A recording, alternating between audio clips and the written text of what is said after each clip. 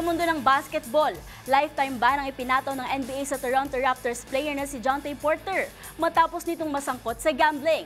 Sa imbestigasyon ng liga, nasilip na ang ilang animalya sa manlalaro, kabilang ang pagmamanipula nito sa kanyang game time para sa pustahan. Ang buong detalye tutukan sa report na ito.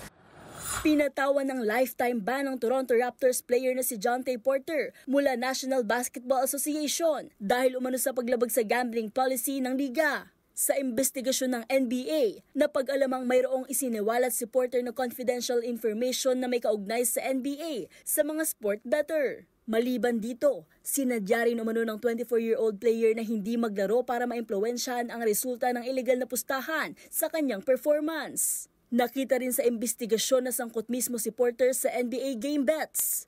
Ayon sa liga, bago ang laro nito para sa Raptors noong March 20, isiniwalat ni Porter sa kakilala nitong NBA bettor ang kondisyon ng kanyang kalusugan. Kasunod nito, isang bettor na konektado rin kay Porter ang tumaya ng $80,000 sa isang online sportsbook para sa pustahang hindi magiging magandang performance ng malalaro sa March 20 game.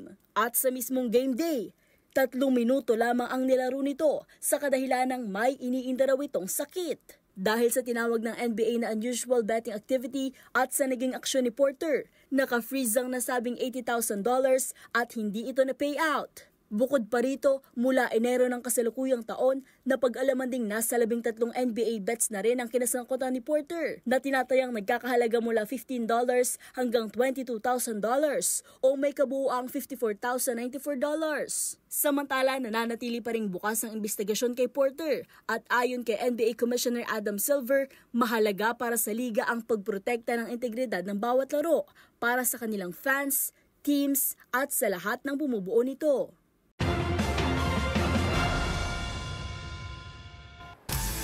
At yan ang mga latest updates sa mundo ng sports. Para sa MBC TV Network News, ito si Mili Borja, sama-sama tayo, Pilipino.